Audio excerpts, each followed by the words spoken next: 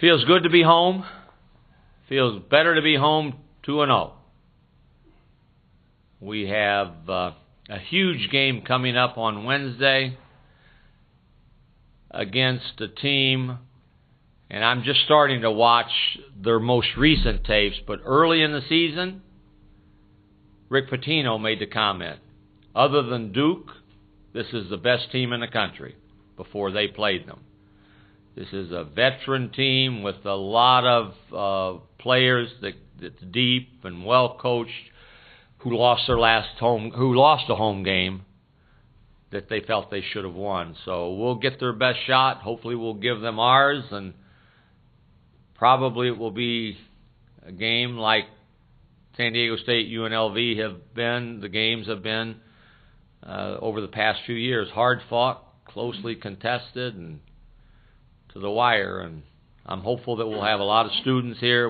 Every ticket's gone, so we look for a big crowd that will be supportive of us and see what happens. So we're pleased with, obviously, the undefeated mark, but I'm happy that we appear to be getting better physically. The bumps and bruises are better than they were on Wednesday, and I feel better about that. So I think we'll have no excuses if we don't play well. And we look forward to the challenge of first Vegas, and right after that jump on a plane and go to the pit for Albuquerque with New Mexico. Any questions?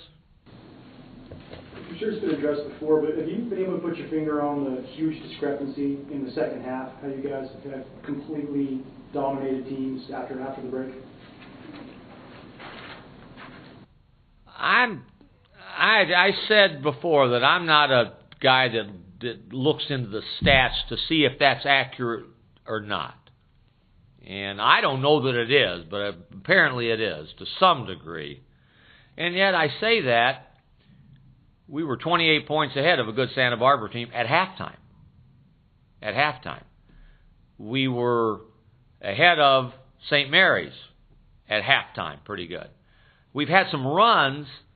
More have occurred in that second half than in the first half. Why, I don't know. I really don't know.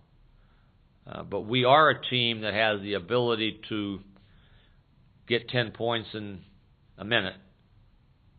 And that's significant. I do know that. But why we've had runs that appear to be more substantial, sustained, longer, and bigger in the second half, I don't know.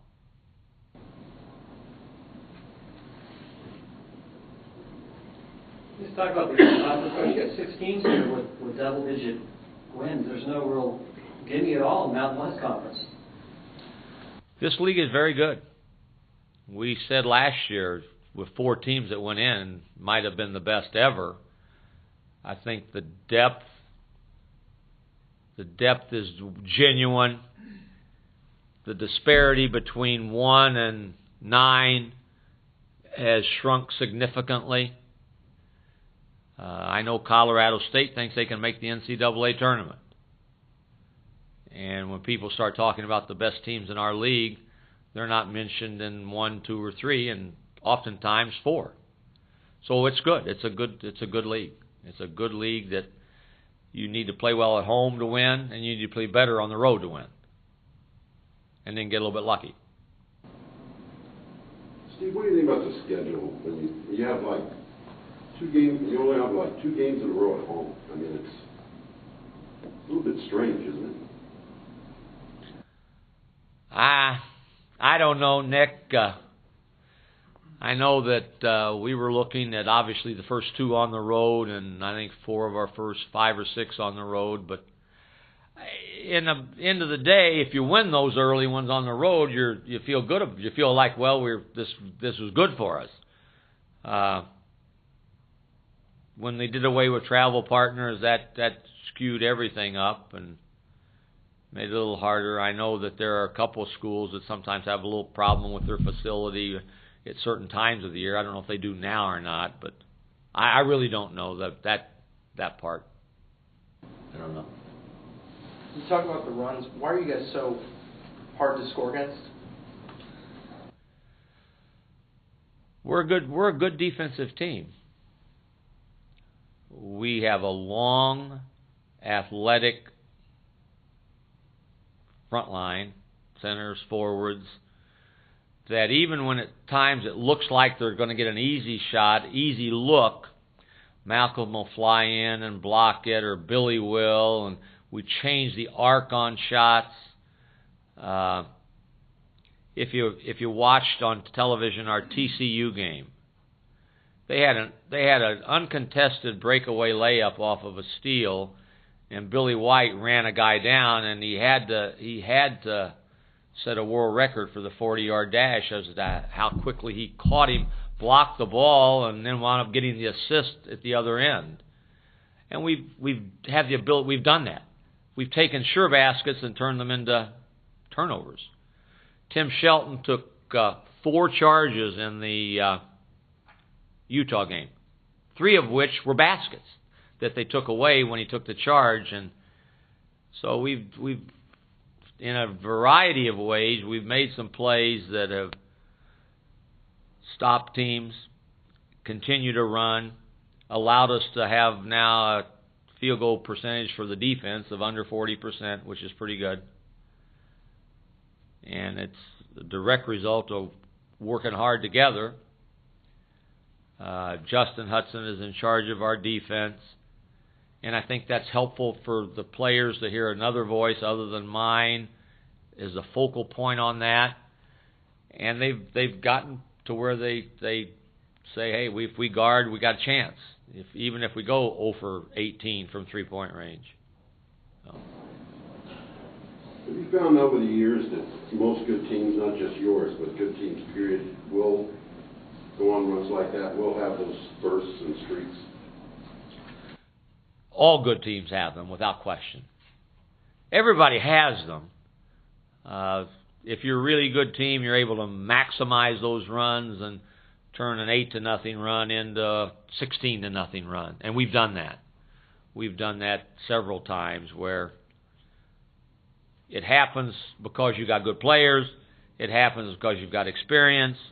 Runs end with usually a foolish play, a mistake by you. Turnover that leads to a layup, offensive rebound or defensive rebound you don't get for a putback, a foul for them to get a free throw. And we've been better at that, and as good teams are. Coach, how fun is that for you when you guys are on an 8, 10, 12-0 run, or are you even noticing that? Everybody notices it.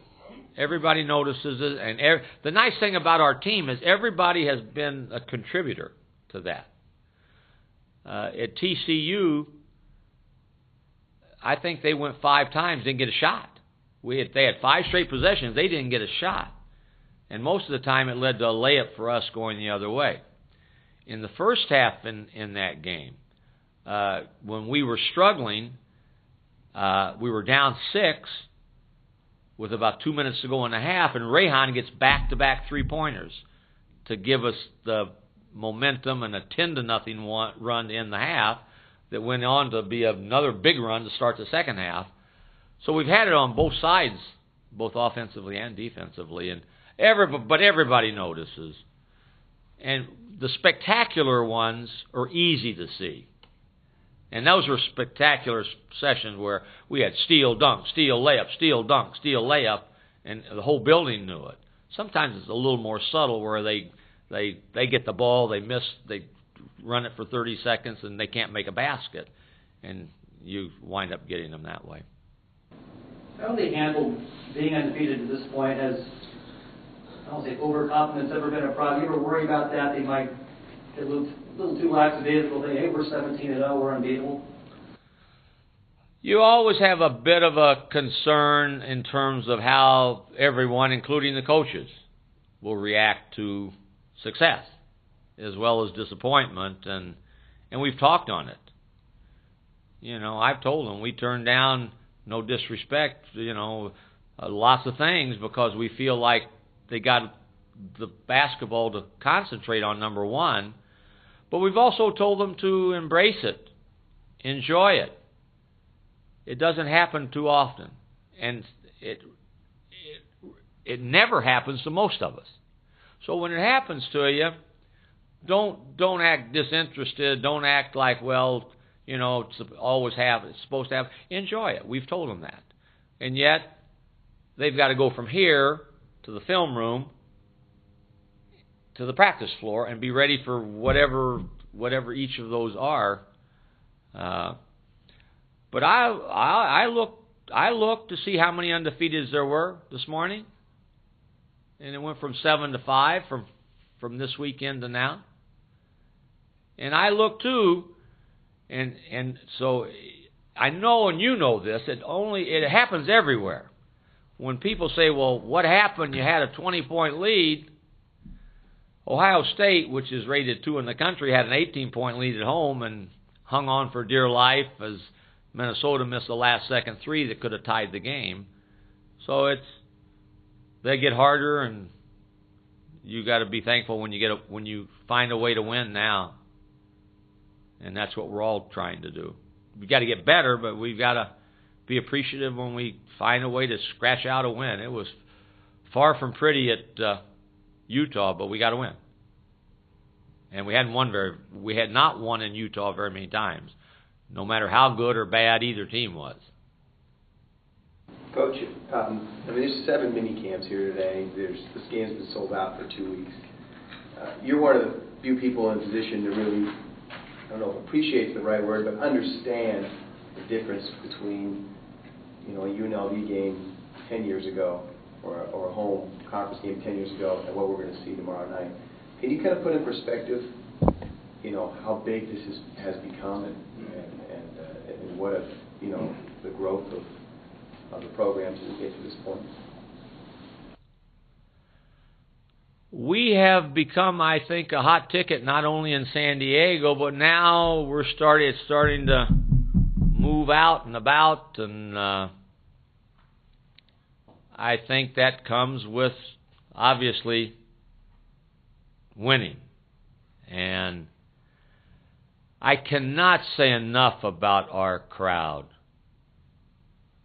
And I sincerely have said it with conviction. We've got as good a home crowd as there is in the United States. And I pinch myself to make sure that I'm saying what's fact, but it is. And when we came, we had the arena's no different. The name on it's changed, but the arena's no different. But the atmosphere is like a 180 in terms of what it is in the building. And it's fun to come. They come early now, and they stay late. They appreciate what's going on, and they feel a part of what's going on. So it makes us all feel good. It's what you close your eyes and say, boy, wouldn't it be nice if? And now that has become reality. And we like it, and we would like to maintain that for as long as we can. Coach, you said a couple times that the team can continue to get better, needs to get better in certain things. How much better can this team get? Well, we had 10 first-half turnovers against Utah, against a team that forces 11 for the game. And it was abysmal. We stepped out of bounds more times in 20 minutes than we had in 11 years, I thought. And, you say, how can that happen? And then we don't have a turnover until 20 seconds to go in the game, in the second half. So you say, how does it happen? Sometimes it just happens. And no matter what you say, no matter what you do. And the key, the sticky wicket is, what to say to them as you prepare for practice sometimes, how to deal with frustration and good stuff in games, to be able to deal with 13 different individual egos and help them get through it. I just tried on Saturday a whole different approach, saying, come on, leave it at the doorstep. You act like the world's against you. We complained about every call, and we got so caught up in wanting to do everything other than play And then other times we've been so good that I told them it's against at Santa Barbara. In my 11 years at San Diego State, this is the best 20 minutes of basketball I've had the privilege to sit and watch. Can we do that for 20 more? So it runs that gamut, too, of how you talk. We've been shooting free throws well. We shot free throws poorly against Utah, but our free throw shooting is better. So I'm not going to harp on free throw shooting. We're going to shoot free throws in practice, but I'm not going to go back to saying, what's the matter with your free throw shooting, Malcolm? Or how come, DJ, you were 2 for 6 from the free throw line? So, but we have to get better. Because I watched the BYU tape, and we're playing a team tomorrow or Wednesday in Vegas that can beat anybody in the country, and BYU manhandled them on their own floor with smarts and shot-making ability and running. So we've got 14 more games to play, and we'll have a heck of a lot of difficulty on Wednesday, and if we're not careful, we've got to make sure we're ready to go.